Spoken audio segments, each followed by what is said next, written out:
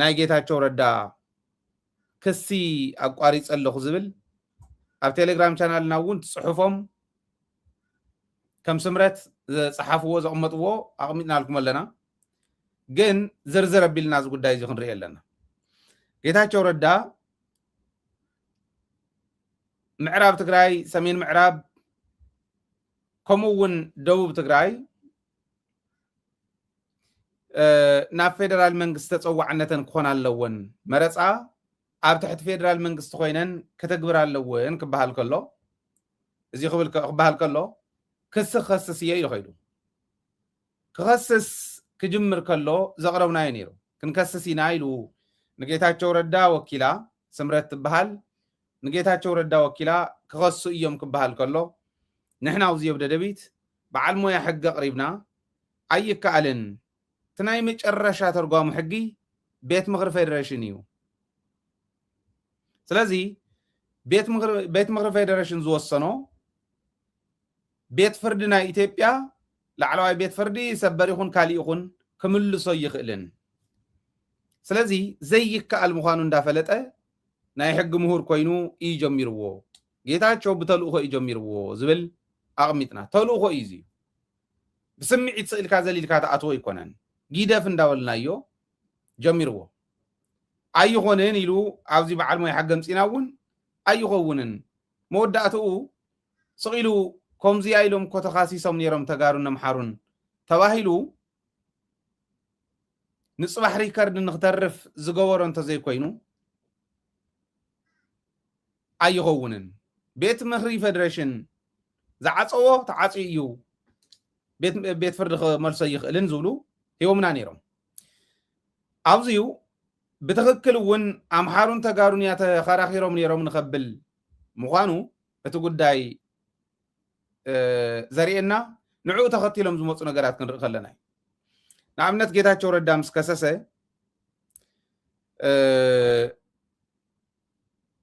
ንሕና ጣልቃ ክንኣቱ ኢና ኢሎም ኣስመላሽ ዝበሃሉ ኮሚቴ ሓደ ናይ ኣብን ናይ ኣምሓራ ብሄራዊ ንቅናቄ ዝብል ናይ ኣምሓራ ብሄራዊ ምንቅስቓስ ፓርቲ ናቱ ተወከልቲ እውን ክንከስስ ኢና ኢሎም ጠበቃታት ቀፂሮም ኦልሬዲ ኣብ ፌስቡክ ይኹሉ ተለጢፉ ዝነበረ ኣብ ፌስቡክ ለጢፎም ነይሮም ሕዚ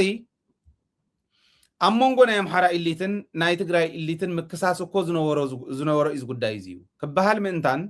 ኮነ ኢሉ ዝጀመረ እዩ ጌታቸው ረዳ ብተልእኾ ዝጀመረ እዩ ኣብይ ኣሕመድ ነታ ናይ ምዕራብ ትግራይ ጉዳይ ብፍላይ ከመይ ገሩ ከም ካርታ ከም ጆከር ይፃወተላ ከም ዘሎ ትሪእዋ ኣለኹም እንዳረኣናዮ እውን መፂና ኢና ናብ ትግራይ ገይርዎ መረፃ ቦርድ ድሓር ከዓ ናብ ፌደራል ኢሎ እሞ ኣምሓራን ትግራይን ነንባዕሎም ዝባልዕሉ መድረክ ክርኢ እዩ ተሓሳብ ነይሩ እታ መድረክ ተረኸቡ ግን እቶም ንድራማ ዝተዳለዉ ናይ ኣብንን ናይ ስምረትን ተወከልቲ ኮይኖም ከፍ ኢሎም እዚኦም ተላኣኽቲ ናይ ኣብይ ኣሕመድ እዮም ክልቲኦም ኣብይ ኣሕመድ ዝሰርሑ ዘለዉ ናይ ኣብይ ኣሕመድ ተላኣኽቲ እዮም ሕዚ ቤት ፍርዲ ትመዝገብ ክዓፁ ባዕሎም ቶም ስምረት እውን ዝብልዎ መሰረት ዘይብሉ ሰነድ ስለ ዝኾነ ኣብ መሰረት ዘይብሉ ሰነድ ተመስሪትና ናይ ህዝቢ ሃፍትን ናይ ቤት ፍርዲ ግዜን ክነባኽነ ይንደልን እዮም ዝብሉ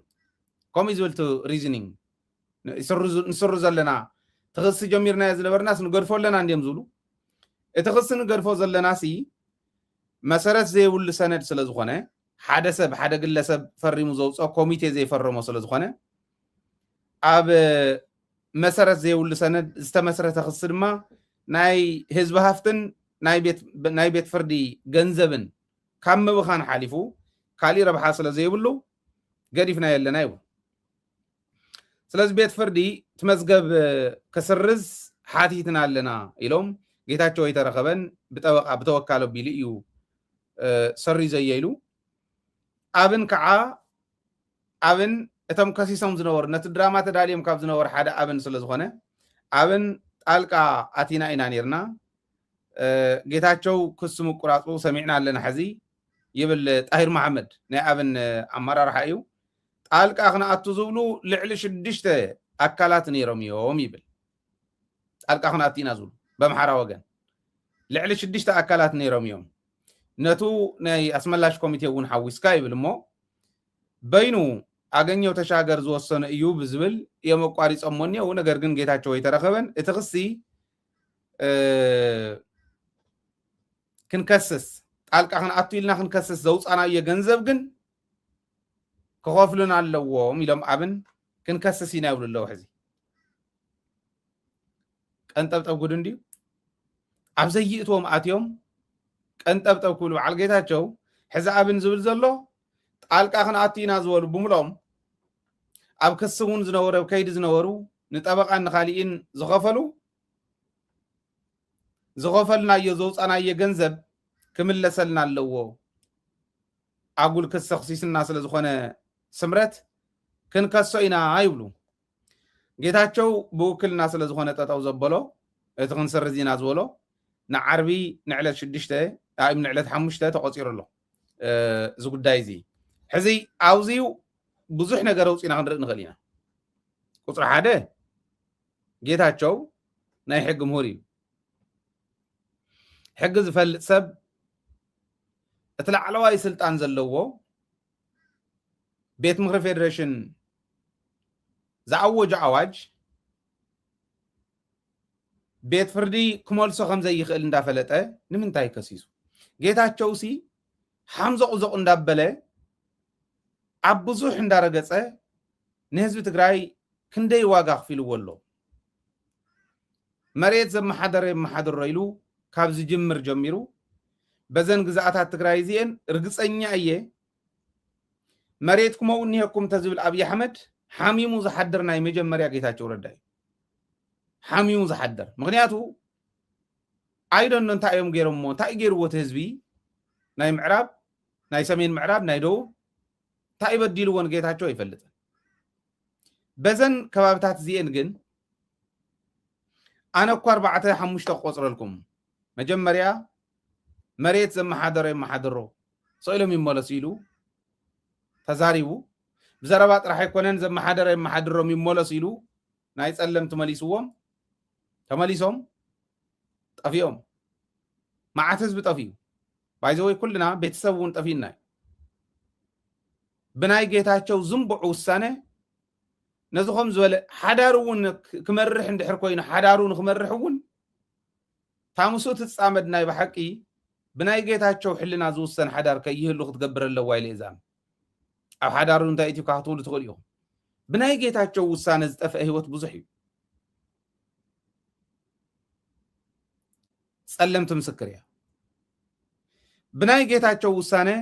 እዮም እቶም ሓራ መሬት ዝበሃሉ ወጽዮም ጸጋይ ግርማይ ከም ዝነገረና ተመስገን ዳዊት እውን ከም ዝነገረና መጀመሪያ ገና ሰራዊትና እንተ ይተኣከበ ኣኺባ እንተ ይገበረ ዝሕዝናይ ኮርን ካብ ኮርን ላዕሊ እንዳወሉ ዝላገጹሉ ዝጸንሑ ገና እንተ ይተኣከበ ንሕድሕድ ወረዳ ናይ ዞባ ደቡብ ዝተወሰነ ወረዳታት ናይ ደቡብ ምብራቕ እውን ኣሳይመንት ተዋሂብዎን ነይሩ ተዋሂብዎን ዝነበረ ኣሳይመንት እዩ ሰብ ክምልምላ ከዋፃ ባጀት ከዋፃ እዩ ነይሩ ባጀትን ሰብን ኣዋፅን ስልጠና ተጀሚሩ ነይሩ ጌታቸው 9-10% ዋላ እንተኾና 10% ጥራሕ ዋላ እንተደጊፎምኒ ንሶም ሒዘ ክዋጋኣኩም እየ ክብሎም ከሎ ንሰራዊት ትግራይ ኣኪቡ ጸኒሑ እዩ እቲ ጉዳይ ሕዚ ዝጀመረ ኣይኮነን ስለዚ ብጌታቸው ዝወፅዮም ሰሙን ብናይ ጌታቸውን ጻድቃንን እዚኣቶም በረኻ ብምውፅኦም ኣብኡ ዝሞቱ ብጥሜት ይኹን ፀሓይ ብቁሪ ይኹን ብሕማም ይኹን ብጥይት ይኹን ዝሞቱ ካብቶም ዝወፅውን ተሓታቲኦም ሰብዚ ምስ ጻድቃን ንነዘ መፅኦም ዝቆተልዎም ተሓተቶም ንሶም እዮም ልብ በሉ ኣብ ልዕሊ ህዝቢ ትግራይ ጸላእትኩም ዝኹዕንድሩሉ ዝገበረ ናይ ባዕልና ክፍተት እምበር ናይ ጸላእትና ጅግንነት ከም ዘይኮነ ትርድኢኹም ኩልና ንርድኦ ኢና እዚ ኩሉ እንዳበደለ መፅኡ ምዕራብ ትግራይ ከይዱ ንጎንደር ዝቐርብ ንሽረ ይኮነን ቃፍታ ኣብ ጨረቃ ዲያስ أور حديا سوى لقا مخانا زي فلت من محدار كمدولكم كيف فقدوا أنا ونيفكرني بس دمك أزور خفيلو كندينا إذا أكل ناي مورال ودكت دا قبل 5 أنحتهم قدمي صرحهم قدفو أبزن ناي مريت ناي جزء حدنتنا مملاس طرح يتزارب زلو كندينا إذا أكل قف عند فتس أمزمت أمخانو جيتاتشو كلنا نردوي كلنا نردوي سلاز حزي جيتاتشو انتاي يبل كاب تقراي كاب زوص حد عمد كوينوني موت انتاي كونس كحدات يزسلق أنا يبل موت انتاي كونس كحدات يزسلق جيتاتشو يخمزو زلو كحدات تقم هزبي كساب حزي حليفة يهوكن بارتن منغستن كفل موكيره ديمقراسي لمعات لوط خمس موكيره تግራይ كغودي الى حنتي سدرون كيدا يفلطن لمون بقال سي يزلهو اسكع حزي نتግራይ ወደ አخواني كحدكوان يلو ጌታቸው كزارب كان مسمعن لعلي زحزن يله ጌታቸው زي كرعد امو من دخل عواي من كحيد وادي ናይ ጌታቸው ክሕደት ይኮነ እንተ ተዋሂሉ ሞ ትግራይ ዝሓዳ ይብላን ማለት እዩ ኣነኾም ይዝርዳኒ ጌታቸው ማለት እኮ ኣብ ፕሪቶሪያ ኣሚና ዝለኣኸቶ ውድብ ዝሓደ ህዝቢ ትግራይ ኣሚኑ ዘይግብኦ ሽም ዝሃቦ ዘድነቆ ዝሓደ ኣዴታቱ ዝደፈሩ ህፃውንቲ ዝቆተሉ ትግራይ ከም ትግራይ ዘድመዩ ጸላእቲ በመኪና ጽዒን ዝተደደኩ ጌታቸው ማለት ፕሬዝዳንት ኮይኑ ዝረኸበን ምስጥር ኩለን ሕዝኮ ነጊፉ ወዲኡ ከም ዝኸሰረ ነጋዳይ ለቆትኡ ነጊፉ ዝወደአ ሰብ እምበር ዝኾነ ሳብስታንስ ዘለዎ ነገር እንተዝህልዎ ነይሩ ጌታቸው ሕዝቡን ሚድያ ወፂ ይኽዛረብኒ ዝተረፈ ዝተወሰና ነይረን ግዲ መስለኒ ኣብ ዝሓለፈ ኢንተርቪው ሃተውተው ይብል ነይሩ ካብ ጌታቸውን ላዕሊ ዝሓዳ የለ ባይዘወይ ባዕሉን ይገልጽ እዩ እታ ጫፍ ስልጣን ናይ ትግራይ ተዋሂዋት ታ ጫፍ ስልጣን ታዝዓበየ ስልጣን ናይ ትግራይ ተዋሂዋት እዚኣ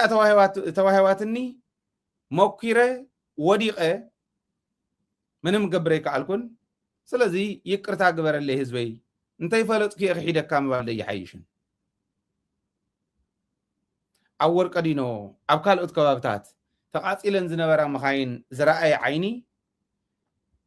ጌታቸው ዝበሃል ምምሕዳረው ዝነበረሉ ግሕጥ ኢለን ተላዒለን አዲስ አበባ ቃሊቲን ባህር ዳርን ናይ ሓጺን መጺን ፋብሪካ እታወት ኮይነን ከግልግላ ከም ምርኣይን ላዕሊ ሃይ ዝሕምመሎ ጌታቸው ክንዲ ዝኸሓዳ ንትግራይ ዝኸሓዳ ሰብ የለን ምክንያቱ ምምሕዳር ኮይንካ ኣብ ላዕለዋይ ስልጣን ናይ ተዓዲ ክትቅመጥ ከለኻ ኣቦ ማለት ኢኻ ኣቦ ደቁን ሰበይቱን ክሸይጥ ይኽእልን ኣቦ ስድሩ ክሸይጥ ይኽእልን ስድራ ይሸይጡ ኣዴታቱ ይሸይጡ ሓቱ ኣቦታቱ ደቁ ይሸይጡ ጌታቸው ዘይገበረ በደል የለን بوانا كن حاسبو خلنا خمزيو حدا سب بوا خمزي لسلت صحافة قربت لان شتخ وتخزول سوات يسان أنا صغر من ناي تجرايزي تاي مسلكم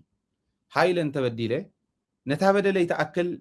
حقاو سقمت انت توصي دون تراحي أنا ونز استخاخل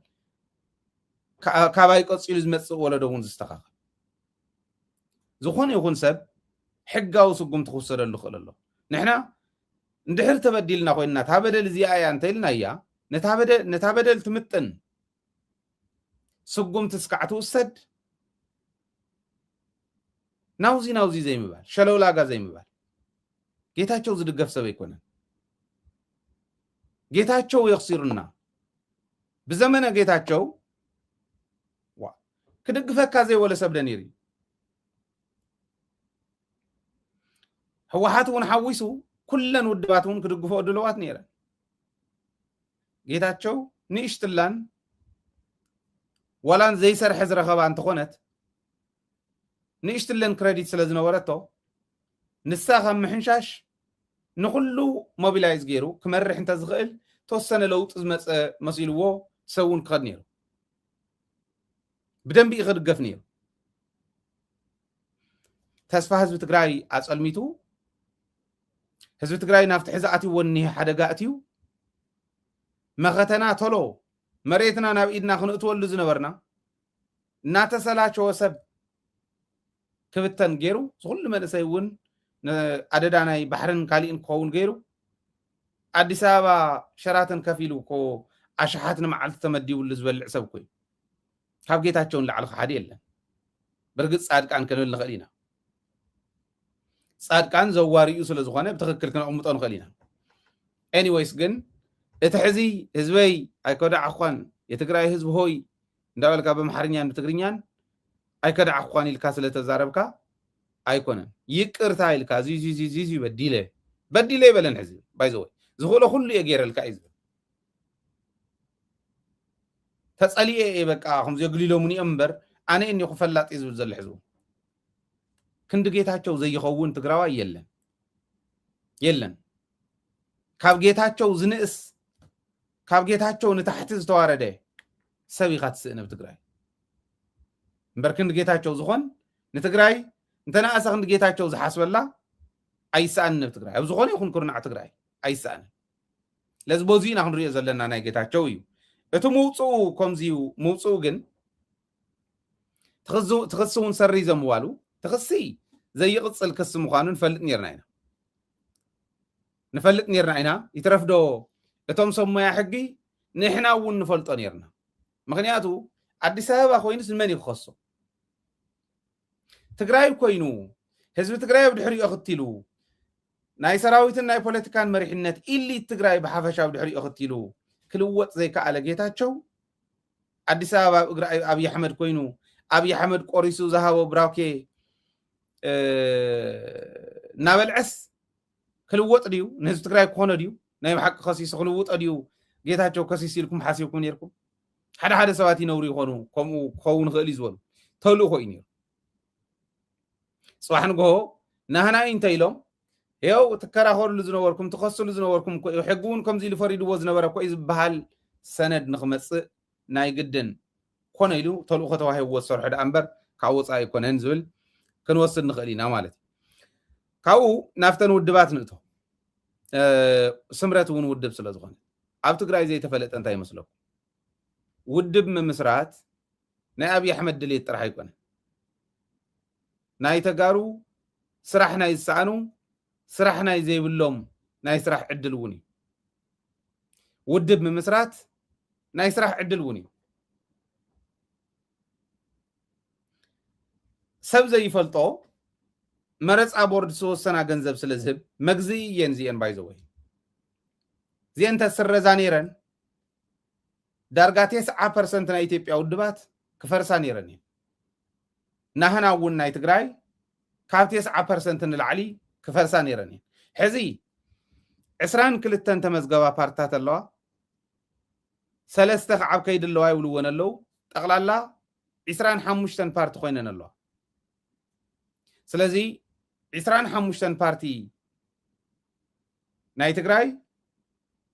ክንዱ ዝኣክል መማረፅ ስለ ዘሎ ዲ ትግራይ ንምስጋር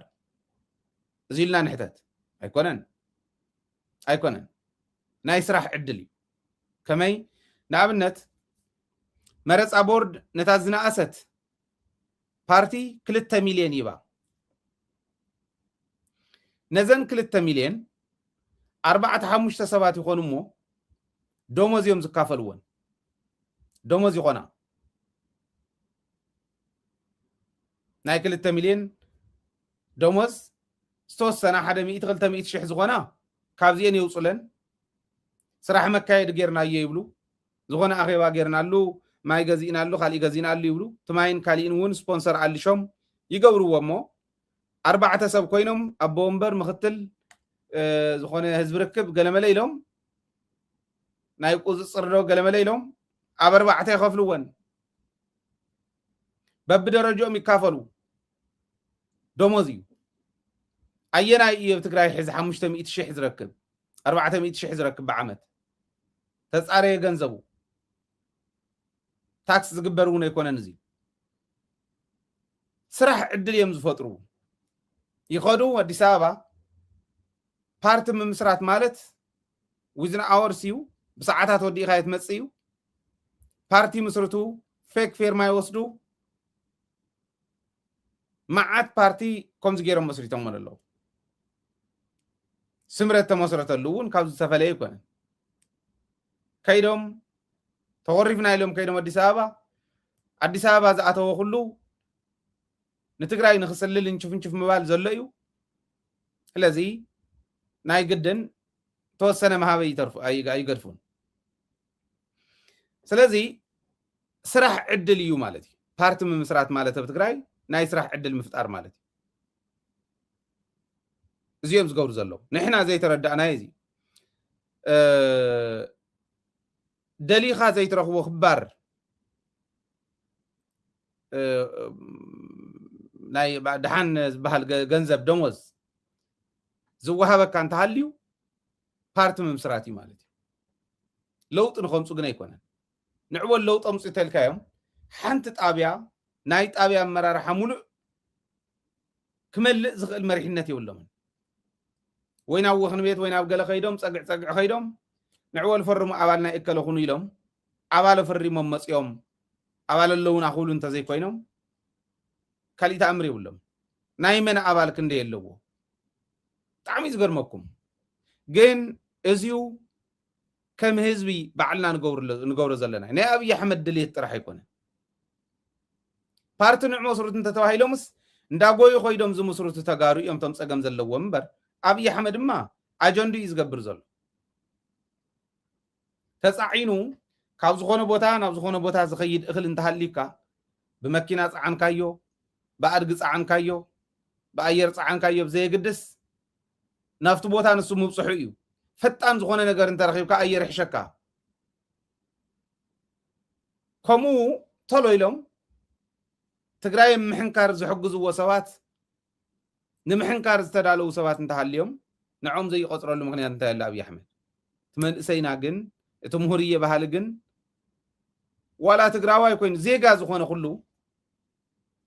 ኣብ ልዕሊ ህዝቢ ትግራይ ይዕንደር ከም ዘሎ ጠፊእዎስ ንዓበል ፓርቲ መስረት ክበሃል ከሎ ሽኒሉ ብሰዓታት ፓርቲ ሰርቲፊኬት ተዋሂቦ ሰርቲፊኬት ሒዙ ንዑ ኣባላት ኩኑና እከለ እንዳበለ ሕወሓት እንዳበለ ደንጎላ ይደርብና ሕወሓት ማለት ካሊእ ተኣምር የላን እያ ውድብ ናይ ትግራይ ማለት ደንጎላ ምድርባይ ናብ ሕወሓት ማለት እዩ ታውድብ ሕወሓት እንድያ ናብ ሕወሓት ደንጎላ ምድርባይ ተቃዋምነት ዝመስሎም ተቃዋምቲ እዮም ዘለዉ ኣየናይ ናይ ተቃዋሚ ፓርቲ እዩ ጽንዕ ኢሉ ብትኽክል ብተግባር ለውጥ ከምፅእ ሞኪሩ ኣብ ትግራይ እሞ ለውጥ ከየምፅእ ሕወሓት ተፃውኦ ፈጢራትሉ ረኣይዎም እንዶ ዓረናያ ነይራ ደድሕሪ ሕወሓት ኮርዮም ዝወፁ ተበቲኖም ኣበይ ኣሎ በዓለ ብርሃ ደስታ ብድላዮም ቅድሚኦም ዝነበሩ በዓል ገብረ ኣስራት ብድላዮም በዓል ረጋሾ ብድላዮም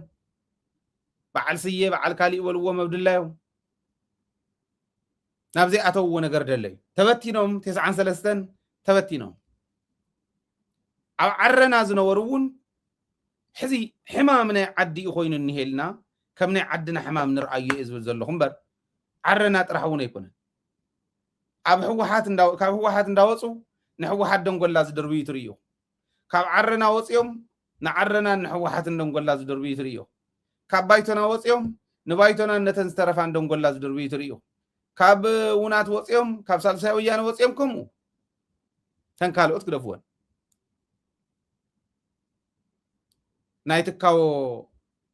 ሰርቲፊኬት ዝሓዛየን መለስዎን ያመለስዎን ተባሂለን ብደቃይቕ ክሕደጋ ዝኽእላ ሓላፍነት ዝተዋሃቦም ትግራይ ምፍራስ ሓላፍነት ተዋሃቦም ዝሓዝዎን እዩ ኣነ ኣዲስ ኣበባ ዘሎ ብጀካተ ነብ ትግራይ እኒኦ ዓሲምባን ኣክሱማይ ዋዕላን እውን ወሲኽኩም ማለት እዩ ስለዚ ብዋናነት እንሪኦ እንታይ እዩ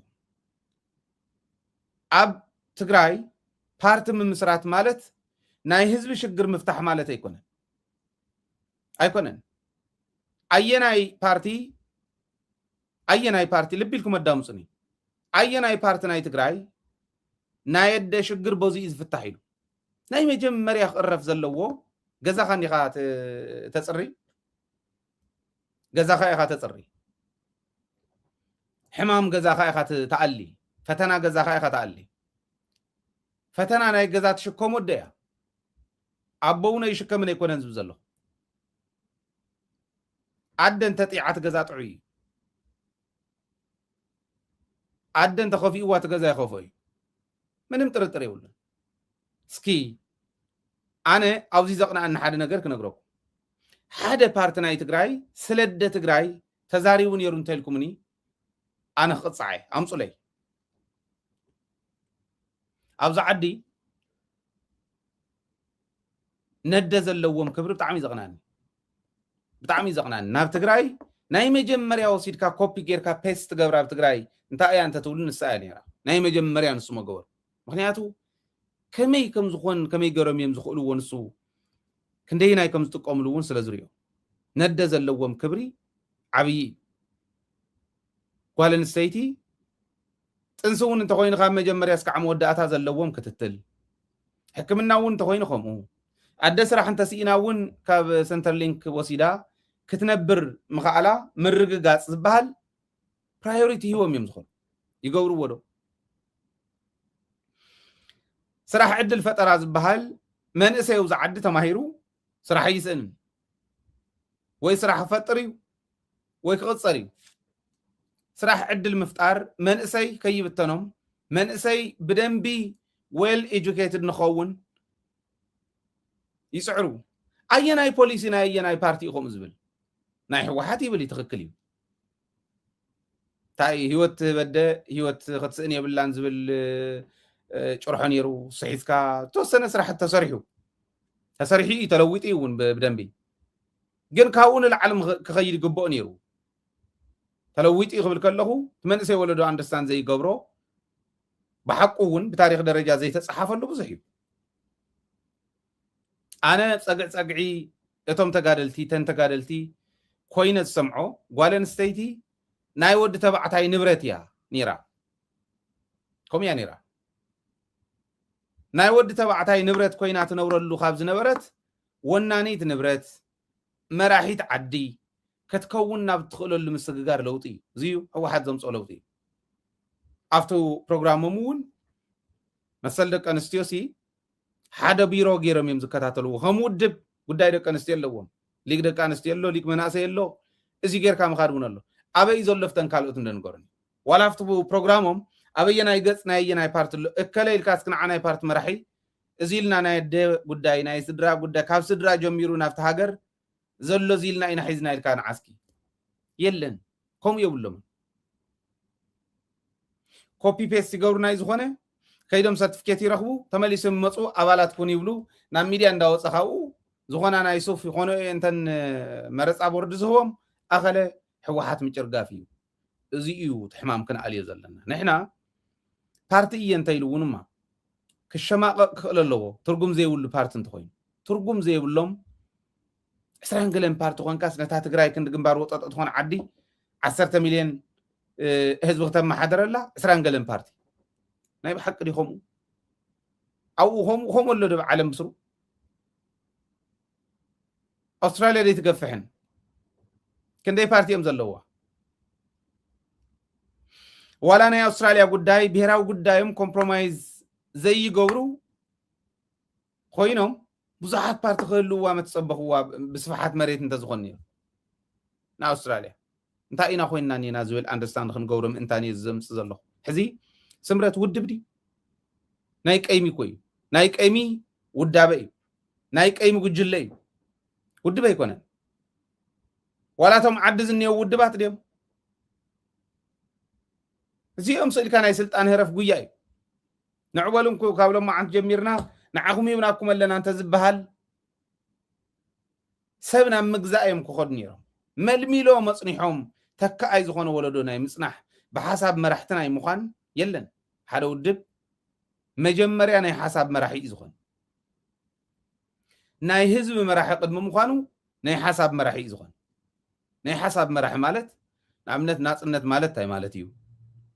ናጽነት ዝመጽእ ከመይ ጌርካ እዩ ናጽነት ንኸይመጽእ ዕንቅፋት ኮይንና ዘሎ እንታይ እዩ ናጽነት እንተመጽኡ ህዝቢ ትግራይ እንታይ ይረክብ ምስ መን እንተኮይኑ እንታይ ይጉዳእ ኦኬ ናይ ውሽጥና ጉዳይ ኣሊና ኣብ ዓርሶም ርኮሳን ንኣምን ህዝቢ ንኽንከውን እንታይ ይተርፈና እዚኣቶም ኩሎም ዘምህር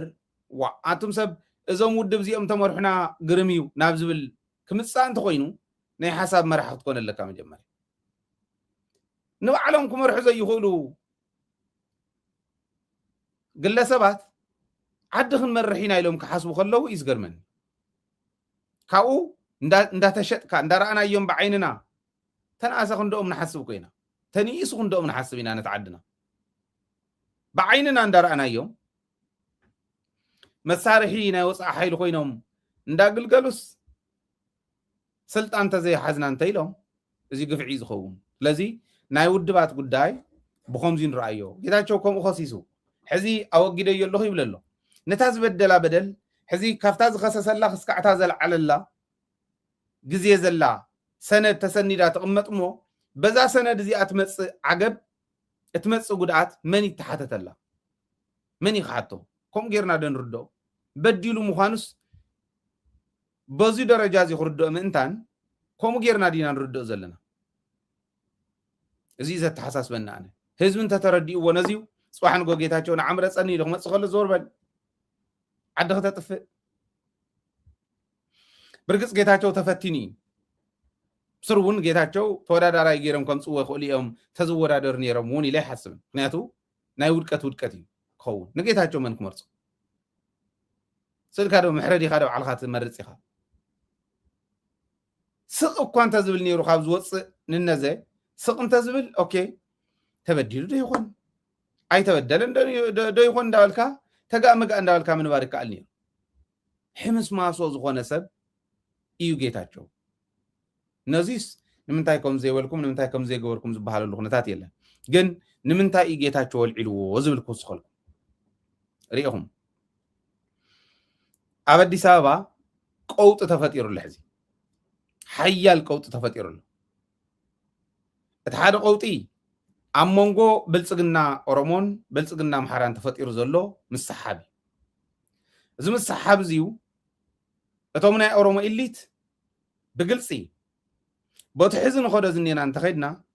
ኢትዮጵያ ክንብትና ኢና ጥራሕ ኣይኮነን ኣብ ልዕሊ ህዝቢ ኦሮሞ እውን ጀኖሳይድ ስሒብና ክነምፅእ ኢና እዮም ኢሎም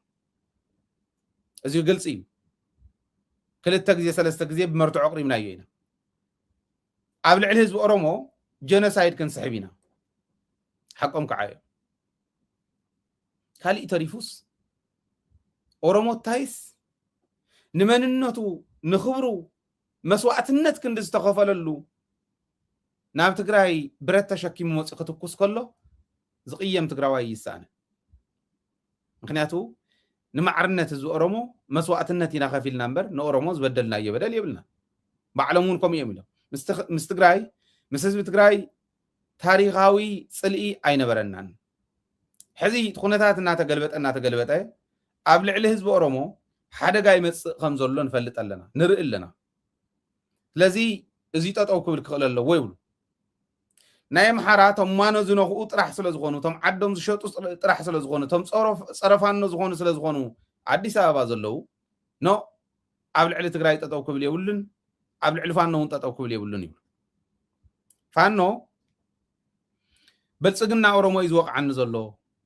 ኢሉ ዝሓስብ ብግልፂ እውን ኣብ መደረኦም ተሰምዕዎ ኢኹም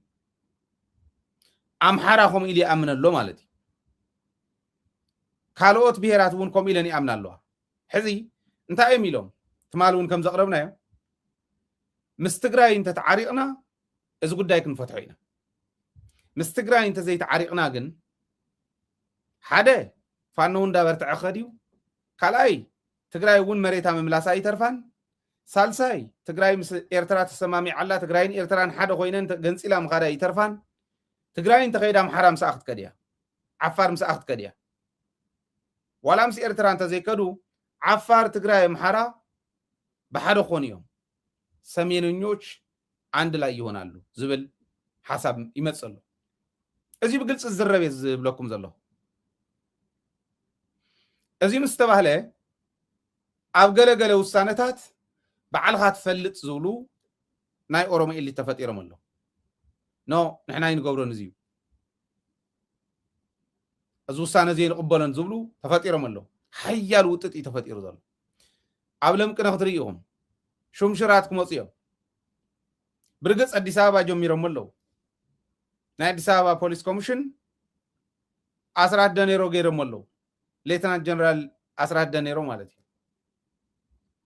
እዚ እውን ኣብ መንጎ ኣምሓራን ኣብ መንጎ ኦሮሞን ዝነበረ ውጥጥ ዝፈጠሮ እዩ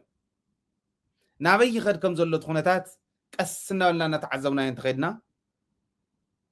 ናብ ዓብይ ሓደጋ ንኩሉ ዋጋ ክኽፍል ናብ ዝኽእል ሓደጋ ይኸድ ኣሎ ስለዚ ተረዲኣቶላ ጌታቸው ከመይ ኦሮሞ ብርግፀኝነት ኣብ ቀረባ እዋን ናብ ትግራይ ምስ ትግራይ ከም ዝዕረቁ ፈሊጡ ኣሎ ሓደ ናይ ኦሮሞ ብልጽግና ተወከልቲ ንትግራይ መጽኦም እዮም በቀዳማይ ከም ዝነገርኩም ወዲ ወረደ እውን ተቀቢልዎም ካብ ግዝያዊ ምሕዳር ካብ ሰራዊት ካብ ህወሓት ኣዋፂኡ ቲም ሰሪሑ ኣሎ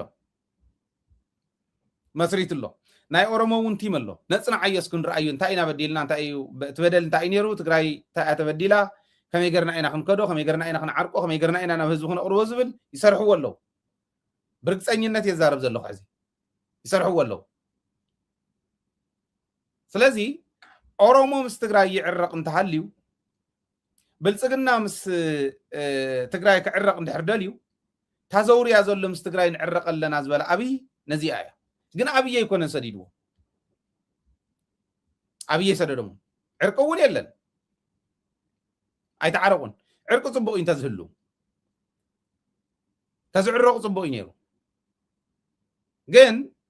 ኣይተዓረቁን ሰዲዶም ብልጽግና ኦሮሞ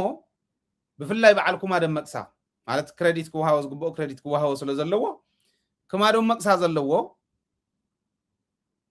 ናብ ሓደጋ ኢና ንእትዎ ዘለና ህዝብና ናብ ጄኖሳይድ ኢና ንእትዎ ዘለና ህዝብና ክንመርሕ ከም ዘይንኽእል እውን ኢና ንምስክር ዘለና ኦሮሞ ክመርሕ ይኽእልን ዝብል ሓይሊ ከም ዘሎ ይፈልጡ እዮም ዚና ንገብር ዘለና ስለዚ ነስተኻኽሎ ምስ ትግራይ ክንዕረቕ ኣለና ዝብል ኣልዒሎም እዮም ቲም ሰዲዶም ልኡኻት ሰዲዶም ኦኬ ሰላም ዝበለ ሽግር የብልና ንሕና ዕርቂ እኮ እንተኮይኑውን መሬትና መልሱ ዕርቂ ምሰኦም ክንዕረቕ ማለት ግን ኣይኮነን ንሕና ኢንዲፔንደንስ ኢና እንደሊ ነፃ ሃገረ ትግራይ ኢና እንደሊ እዚ እውን ይርአ ብሕገ መንግስቲ መሰረት ተተዋሂሉ ብሕገ መንግስቲ ክርአ ቀሲልና ንረኣዮ እንተተዋሂሉ ግን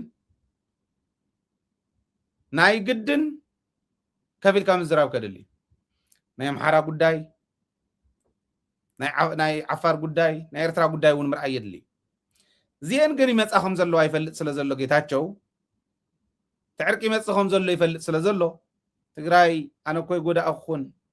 ከምዚ ኮይ ገበርኩን ሕማቅ ኮ ሓሲበ ይፈልጥን ስለናትኪ ዘይወለ ነገር የለን ጽሑፍ ሪኢኩም ኣለኹም ይقلدሉ ለው ናታቶም ሚድያ እውን ተይተረፈ ዘይተርፍ ምዃነቱ ጉዳይ መፍትሑ ምስ ፈለጠ ከስተማስል ይሞክር ኣሎ መምላሱ ጽቡቕ ተተመሊሱ ናይ በሓቂ ግን በሓቂ ኣይኮነን ሓሲቡሉ ኣይኮነን ዝኸውን ዘሎ ይርኢ ስለ ዘሎ እዩ ዝብል እምነት ስለ ዘለኒ ስለዚ እዚ ሓደ እዩ እቱ ኣብ መንጎ ኦሮሞን ኣምሓራን ክፍጠር ዝኽእል ግን ቅድሚ ሕዚ እውን ኣልዒልና ነርና ኢና ፋኖን ቆላ ናብ ኣዲስ ኣበባ እንተተራኺቦምስ እንታይ ክፍጠር እቶም ሕዚ እኒአው ብልጽግና ኣምሓራን ብልጽግና ኦሮሞን ከስንዩ ዘይከኣሉ እስቲኦም ከስንዩ ድዮም ርግጽ ሓቢርና ንስራሕ ዝብል ስምምዕነት ኣለዎ ስታት ምርኣዩ ጽቡቕ እዩ ኣብ ማዕዲና ክንርኢ ክንክእል ኣለና ናይ ጌታቸው ኣልዒለየ ክሰይ ምዋሉ ግን መሰረቱ እዚ ይኽብል ደልየ